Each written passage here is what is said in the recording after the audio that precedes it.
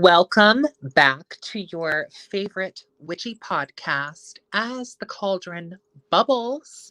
This is your special host, Jasmine, and I have two lovely, amazing, talented, absolutely sickening, humorous darlings with me on the podcast tonight.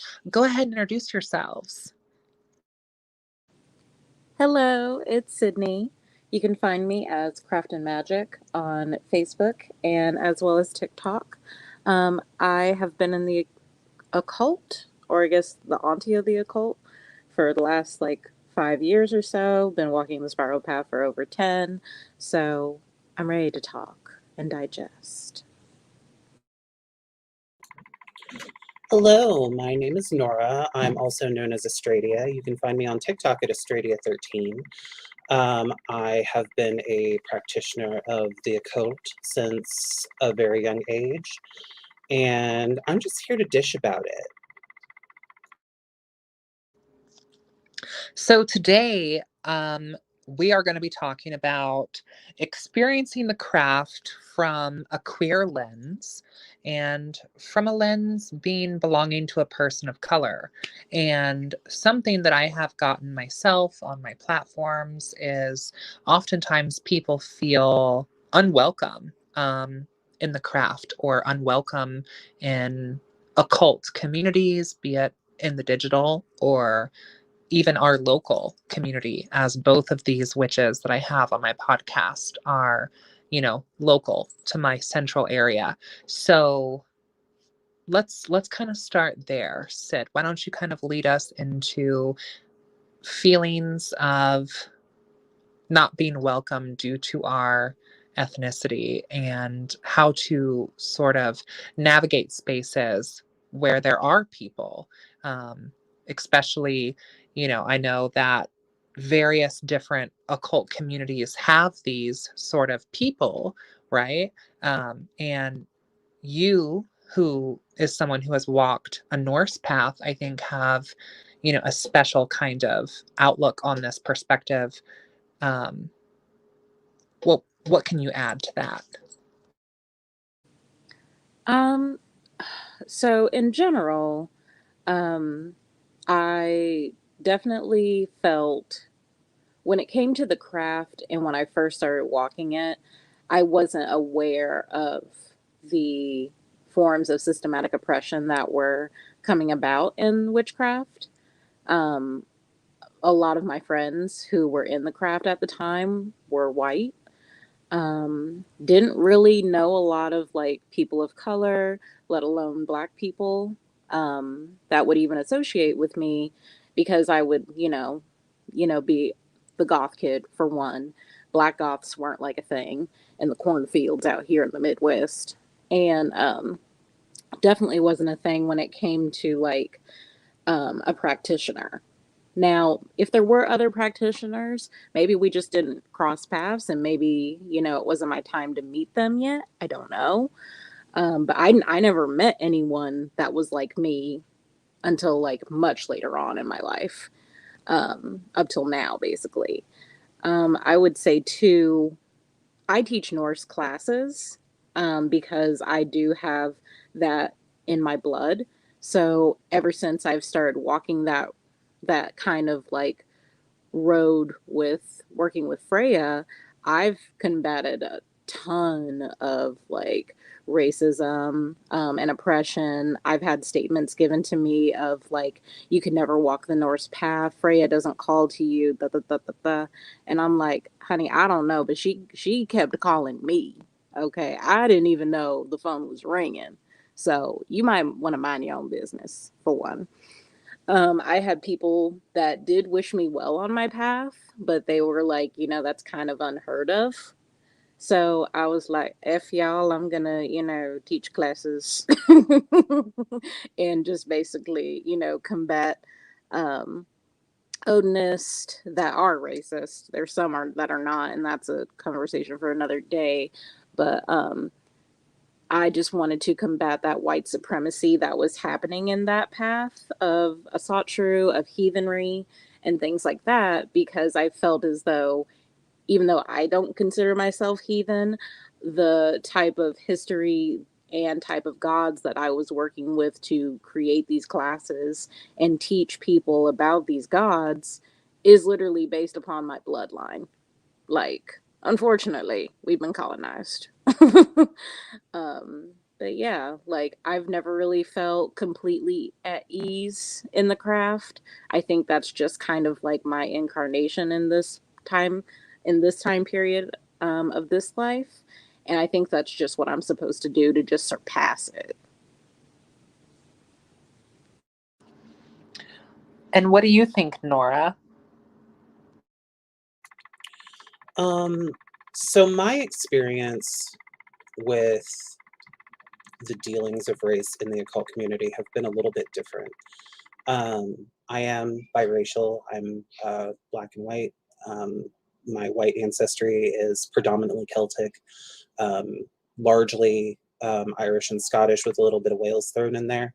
And then the black portion of my DNA hails from Cameroon and the Congo. I was raised by my black half of the family because the man who donated his DNA to help bring about my birth was not part of my life. That being said, being raised in a black family and also raised in hoodoo, I am white passing. I'm very fair. Most people do not realize that I have any black in me at all unless I tell them. The interesting thing about this is a lot of the pushback that I have felt in the occult community has come from the hoodoo community, where I've been told I'm not black enough to practice something that I was raised in. That being said, while I still have a very deep invested interest in hoodoo, it's not something I actively pursue anymore. Largely, I just practice folk magic, along with various forms of animism and spirit work and necromancy, and things of that nature. My sorcery is largely my own. In the white community, the white occult community, a large amount of the pushback that I've met is due to my transness.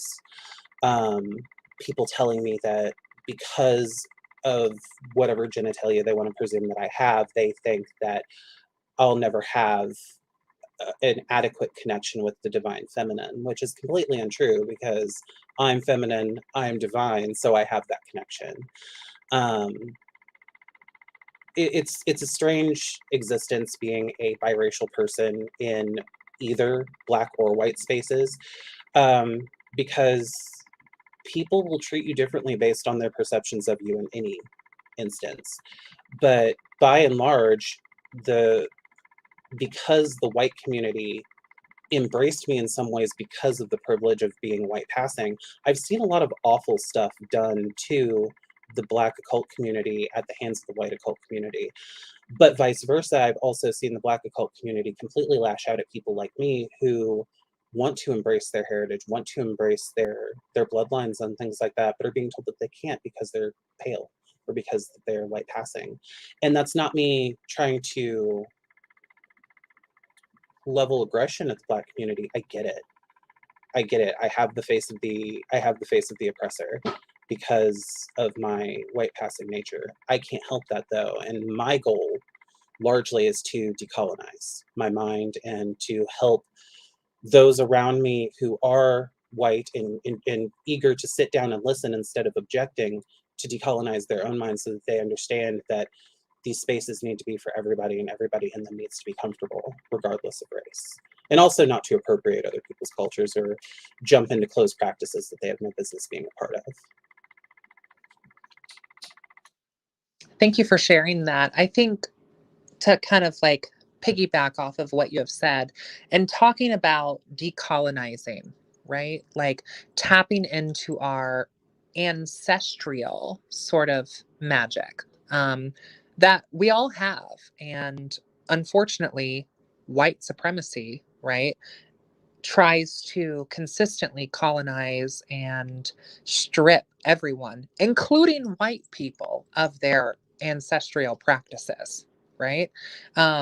What would be some ways, specifically from a Black lens, to be able to kind of decolonize and decondition some of these white supremacist ideals or, you know, aspects within your craft. What is a way that you yourself personally, starting with you, Sid, and then we'll go to Nora. How have you connected more to your Blackness and to that particular heritage in your craft? I mean, honestly, I've had a really hard time connecting with my ancestry when it comes to my Blackness, honestly, because I think there's like some trauma related to that, but like, um, for all intents and purposes, I was born in February, aka Black History Month. So I was already getting like so much pushback with my mom in the physical back in the day of just her being like, why do you have white friends? Why don't you have black friends? And I was just like, I don't know. Never thought of it that way. um, like occult rituals are very hard for me to like kind of follow outside of a pagan type of lens because like I don't, as far at this point in time, I don't really connect to the craft on that level. It's not that I don't want to, it's that, at least for me personally, it's been a hard road just even finding information because I wanted to go in the sense of hoodoo at the time. I thought maybe I could go into voodoo, but I understood that was more so like depending on like where I would go, that would be more of a initiated kind of tea. Um, so honestly, I just kind of looked at the rest of like my little DNA tests. Turns out I'm 100% that witch, you know? And I was just like, well, here's the thing. I love my ancestors, but especially coming out queer in the last, I'd say, 2 years, I've already had a hard time, you know, even just having my family understand what the hell queer even means. Um, or even too, also being polyamorous. Like, it's not really anybody's business, but like if they were to ask, I'm not gonna lie. Um, so I feel like I've got kind of that hellscape of trauma where I don't connect to my blackness on an occult level, because it's not that other people in my family weren't probably some form of witchy and they just didn't know it. Like I have an auntie that's talked about like using legit sage before, and I'm like, right, okay, okay, but okay, what, we're Baptist? Okay, interesting. Um, or I've had another aunt tell me that she believes in astrology because it's connecting to the heavens. And I'm like, right, so you get it. You know, or in my family, we call intuition ESP. That's how old my family line is. That's how old. Um, so yeah, like ultimately, like I've just kind of like embraced more aspects of myself by the gods that called me. Like probably the most quote unquote black my practice has probably been working with Isis and like the Egyptian pantheon, even though that's not like core of like Southern Baptist or blackness. It is a form of brown, and it is a form of like um, Middle East that I've actually connected with more than blackness. So that's kind of all I've got. And Nora? So I actually resonate a lot with what Sid's saying because even if there's a little bit of a flip flop in some spaces, the whole thing about the Baptist Church actually makes a lot of sense because hoodoo is very prevalent in the Baptist Church. Being raised in hoodoo, I saw a lot of old church ladies in their big old hats, like doing the work. They would never call it hoodoo. They would never call it conjure root work. They would call it the work. And so that's something that I witnessed a lot. But the funny thing about me is while I've tried really hard to connect with my blackness, and I've done a fairly good job of learning the history of things and understanding the culture of things and everything like that, connecting to it within myself has been very difficult because I was conditioned at a very young age to not connect with it, which may sound very strange considering, you know, I had a Black grandmother and raised by a Black mother. Because we lived in a small town in Indiana, they were also kind of conditioned that while they were Black, be the whitest Black person that you can be, if that makes sense, which it may sound very problematic, but it's a thing in small towns, especially in the Midwest, where you will have Black families who will act like white families. And that's a lot of the conditioning that I got. Plus, a lot of my bullies in school were Black people. And I held a lot of resentment for a long time, not against Black people in general, but because the Black community just seemed to not want me, despite the fact that I wanted to be a part of that community. And I was even told, like, well, why do you want to be a part of the community? And I was like, because it's part of my ancestry, my heritage. And I was told that wasn't enough by a lot of people. Now, that has changed in some spaces as I've gotten older because I've made friends who are Black and they have accepted me as I am for all of my weird witchy nature. And, you know, it's again, similar to Sid, like that's why I backed away from working with the ATR, because while working with Hoodoo is great and fulfilling, there's so much trauma there for me that it's hard for me to connect to. So I really just kind of march to the beat of my own witchy drum, and kind of like we've discussed, Jasmine, like I work very heavily from and this word can be problematic sometimes, but I'm just going to use it from a shamanistic standpoint. You know, I work from an animist standpoint. I work very heavily with Hecate. I worked very heavily with Lilith for a long time. You know, the spaces that I've felt most comfortable have been in spaces like my Irish heritage, my Welsh heritage, my Scottish heritage. I've tried to be comfortable in the other spaces, but trauma makes it very difficult to be comfortable in those spaces. So yeah, again, I resonate a lot with what Sid's talking about. Like, I just didn't have a lot of Black friends growing up. The Black people in my school thought I was weird because I came from a Black family, but I looked white for the most part, and except for my hair. And I didn't act quote unquote Black, which is problematic in and of itself to even say that. But I didn't act like them. I didn't do things the way that they did. I didn't experience life the way that they did, even though I did in some instances, because again, growing up in a small town, I had people drive by me and yell the N-word out the window at me. But, you know, just as many people that did that, there were just as many people in the Black community that would jump me after school because I was the weird mixed kid, you know? So that's it's very, I have a very strange relationship with it all. Being biracial in any space is strange. And, you know, at one point I even said, well, you know what, I'm just liminal. That's just my race. I'm liminal. I sit in between so much. I'm queer, I'm biracial, I'm super, super neurodivergent, you know. I sit so heavily in that in-between space. I'm just liminal. That's just what I am, you know. So that's kind of what it is for me.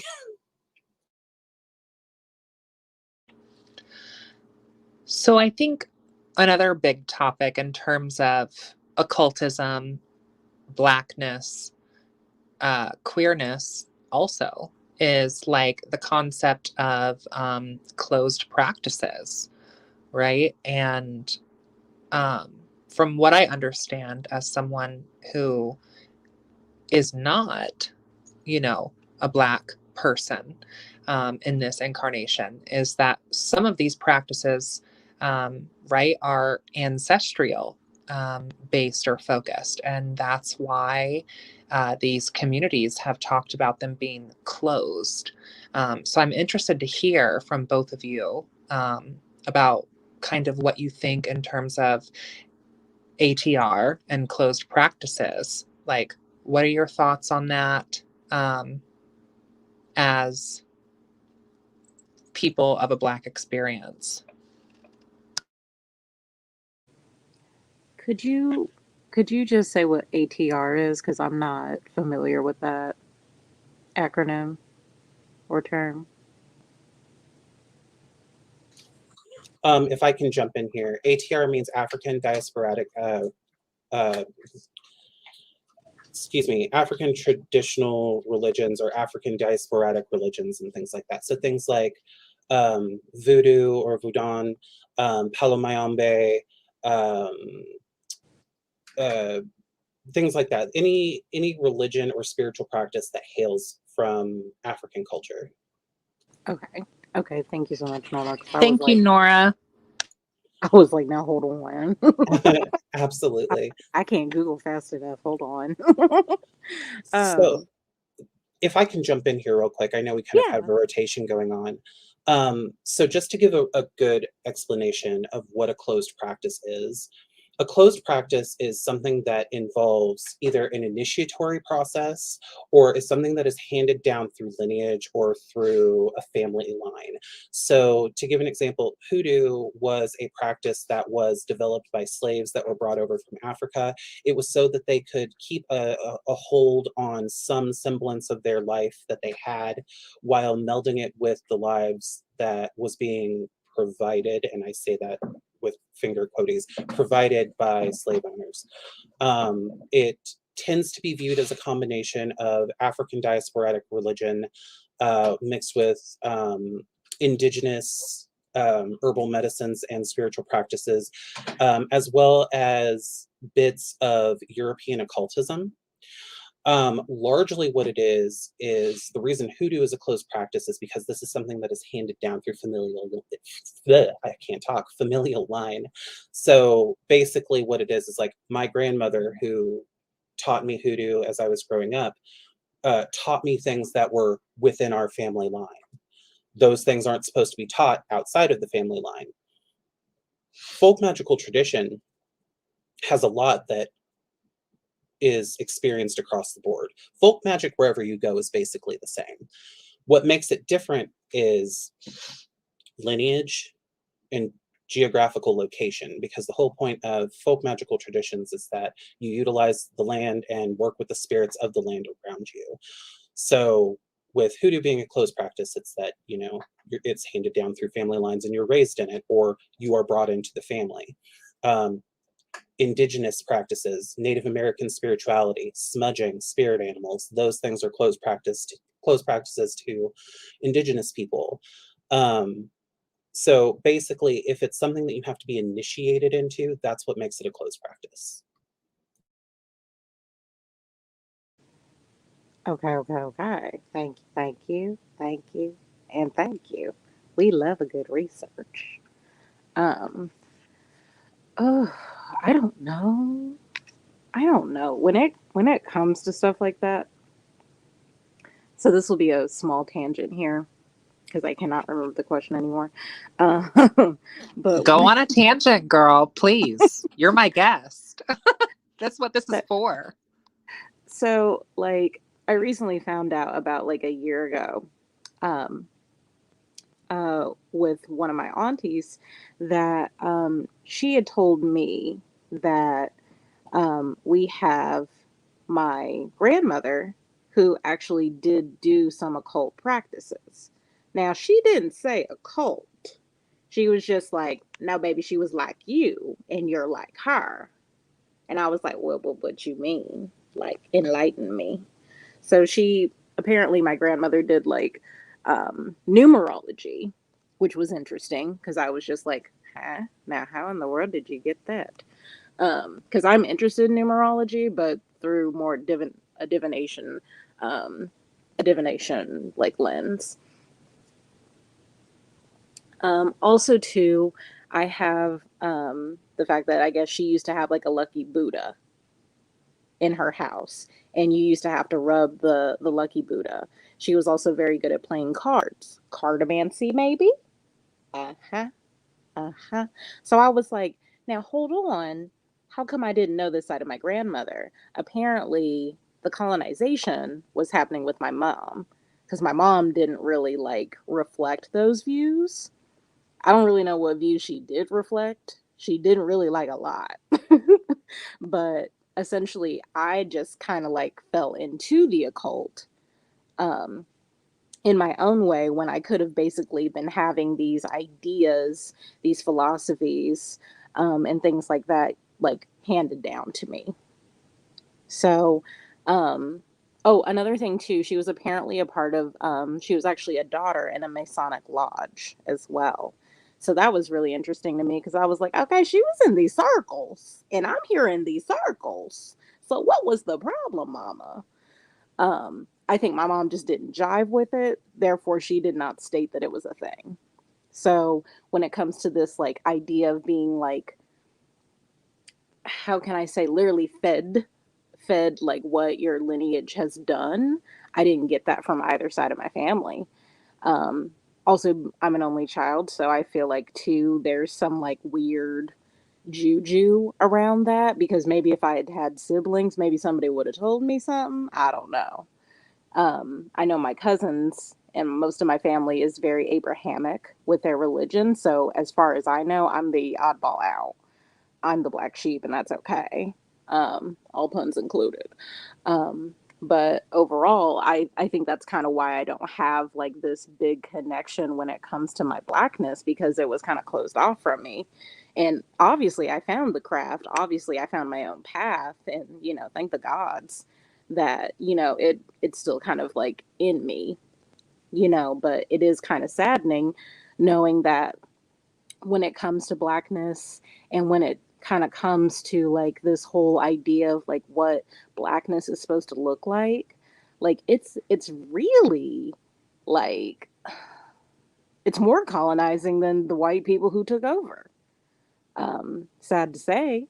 um oh, I gotta find this book. It's a book that basically talks about when a black person who like a black person has been enslaved by a master and the kind of same treatment that they end up giving as generational curses. I'll have to find the book, but it was based around a movie that I saw a long time ago. But overall, um I don't feel like I remember like going to a metaphysical shop when I was like 15 and I was like, "Hey, do you guys have any books on like voodoo or the voodoo?"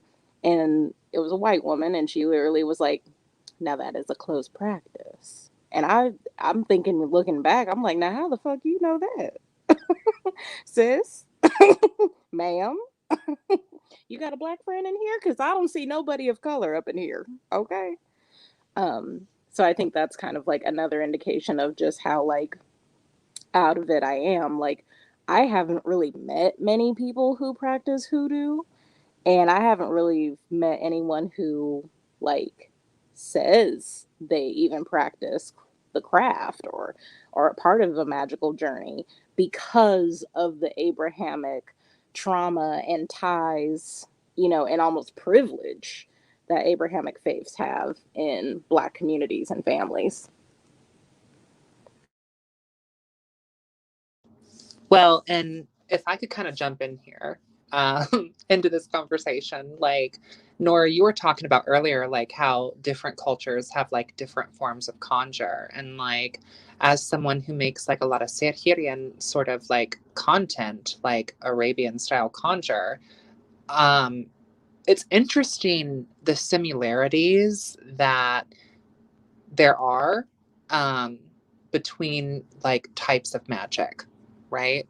Um, and I definitely understand and respect that there are like very much closed aspects to various religions and cultures. And Sid, you've been to my Gram's house. You've seen her living room, right? Like you've seen the canopics and Honey, Nefertiti and you honey, know, the entire house is dedicated to like three or four pantheons, okay? yeah. So growing up, like that's always been kind of a tea. And I mean, I'm not a person of Black experience, and I definitely don't want to give the impression of speaking for or over um, people of Black experience. But Nora, when you were talking about like the biracial aspect, like I can definitely understand that on an ancestral level as well. And sometimes also feeling invalidated. And Sydney, I think this kind of ties into what you were saying. Sometimes feeling invalidated from both sides of the fence. Would you agree? Oh, absolutely. I mean, literally, kind of like how Nora was saying, like, most of the people that bullied me were black, and most of them thought I was fucking weird because, I wore red and black tights and I liked watching Freddy Krueger, and that wasn't my issue. Like I was skipping my little butt over to the Hot Topic. You know what I mean? And they thought, "Oh my god, she's a Satanist." And then when Same. I told them I was a Satanist, then they were like, "Oh my god, she's really a Satanist." I was like, I would literally have this. I'm pretty sure I still have the same Slipknot backpack and the same copy of the Satanic Bible that I got after getting into some, problematic Manson teas. You know what I mean? Like the path was calling me at all angles. Okay.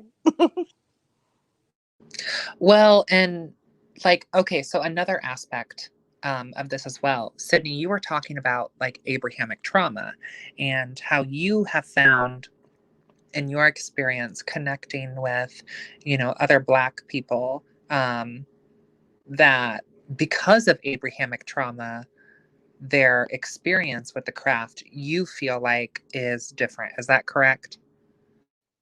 Yes.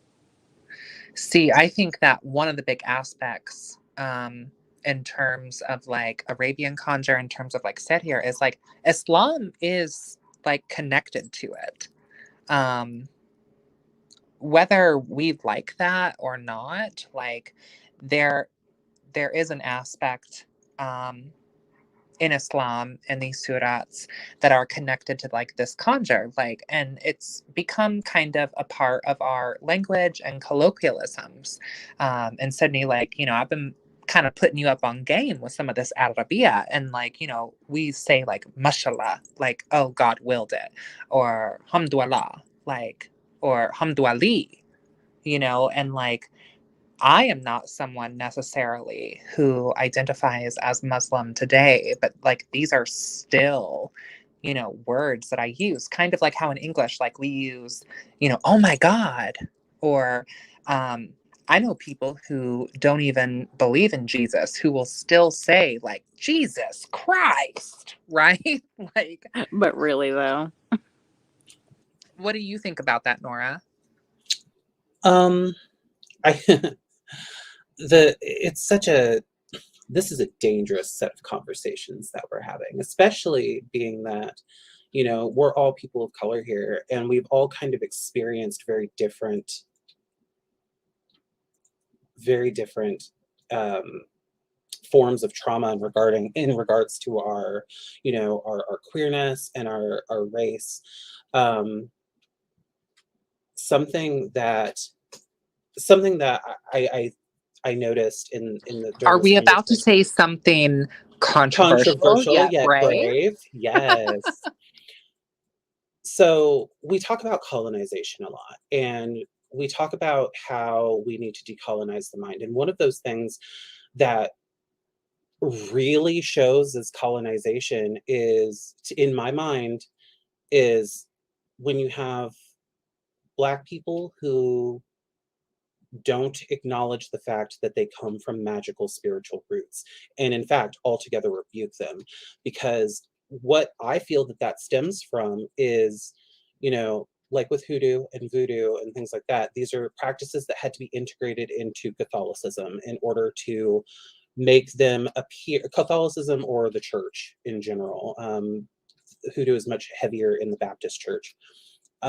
These are things that had to be integrated into Christianity to a certain degree, because in African religions, there is like one creator God and lots of spirits below the creator God. So Christianity originated in the Middle East and in that African area, and was largely um, put out to the world by the people of Ethiopia. Um, but the problem is that there was still magic in it. And the idea that magic had to be divorced from Christianity is a very white European thing. And that is, which is ironic considering the rich history of magic that white Europeans have. But this is what colonization does, is it forces people of color to denounce their magical roots and level this amount of trauma on their children that do experience magic or do have a sense for magic or intuition or ESP, as Sid said, and everything like that. You know, that is a form of colonization that needs to be taken out of the mind, just as much as with, say, a Black parent who feels that they have to act more like a white person in order to just be safe in society. That is colonization. So these are all things that if people are going to be able to be as spiritual as they need to be, that has to be gotten rid of. But that is a long game fight in the terms of decolonization. And it may not be something that we'll ever see in our lifetime, unfortunately. But in the grand scheme of people practicing things, you know, you said your grandmother has all this Egyptian stuff and possibly even other stuff in her house, right? Like other pantheons and things like that. Yeah. Yeah. So like, I'm going to be real. I think this whole concept of making all these things closed practices is something that became hyper popularized due to TikTok. I mean, I'm not saying that closed practices are not valid. That is not what I'm saying at all. I'm saying that people need to be respectful of other cultures' practices, but the lines of what is appropriation and appreciation have become very, very blurred. And it's moments like where like I personally know quite a bit about East Asian sorcery, like Taoist sorcery, Shinto, things like that, because I took a very long time in my life to study East Asian culture. I studied the language for a long time. I've maintained relationships with people over in Japan and other parts of East Asia.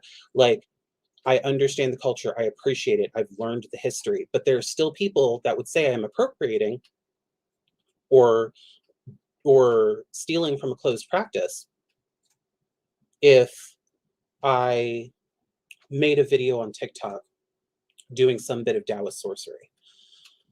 Because people always want receipts for things, and receipts are helpful sometimes, but some things you just don't have receipts for. I can't show that I have done this, you know, over a decade's worth of study of Asian culture.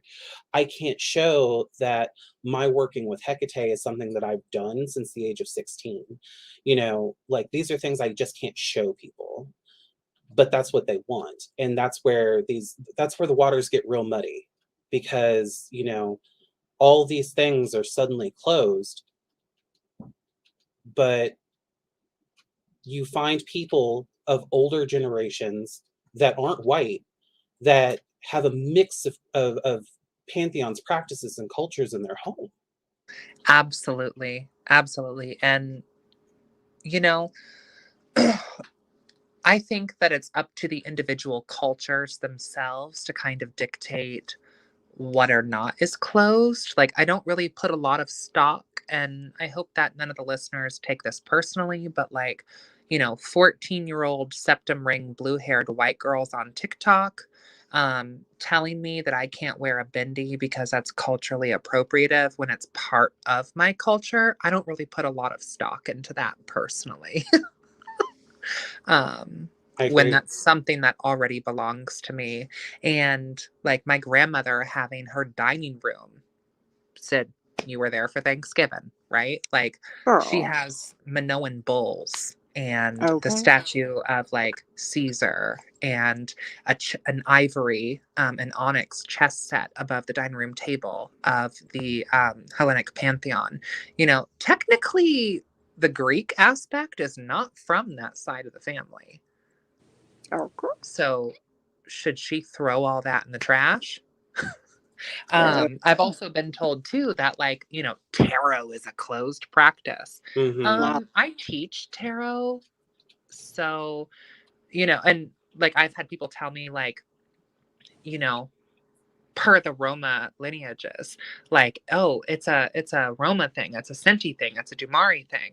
I'm like, y'all realize this imagery is like Italian Catholic as fuck, right?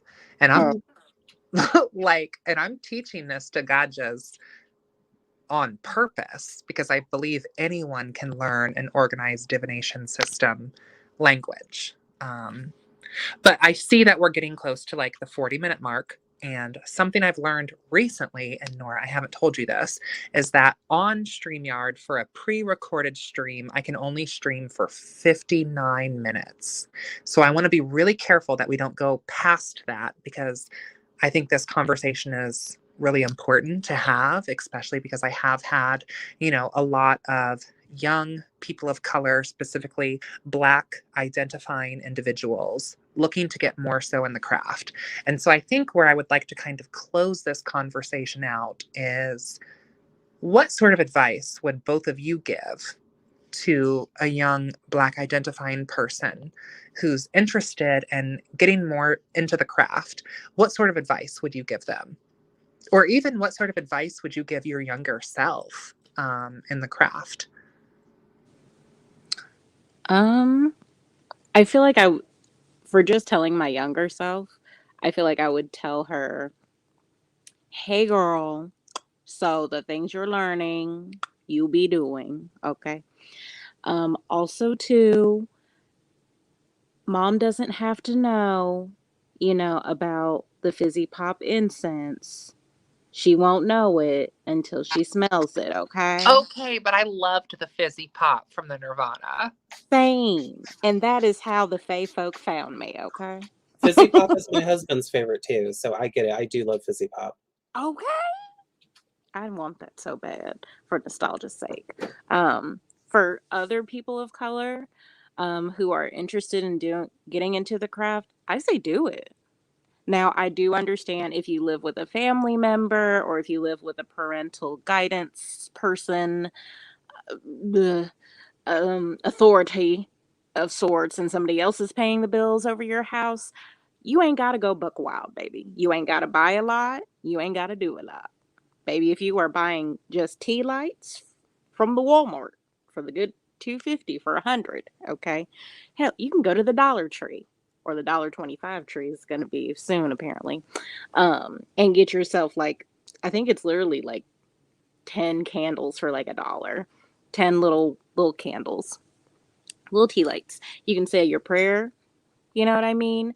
You can, learn about the moon cycles and all of that. You can do all of that in secret, honey. Ain't nobody got to know.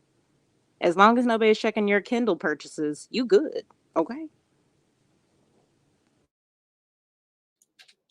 And speaking of Kindle, Kindle Unlimited is a beautiful resource. It's like $4.99 a month, and you have access to so many occult books. But the thing I would say to young Black individuals who are looking to join the craft, and this is the hill that I will die on. I will tell this to anyone. I don't care what race you are. Anyone who is young that wants to get into the craft and you don't know where to start by making an altar to yourself. Worship yourself. Don't worry about gods. Don't worry about your ancestors. Don't worry about anything else. Worry about connecting with your own inner divinity. Start there. Then branch out to ancestors. Then you can branch out to looking into possible divinity work if that's something that calls to you.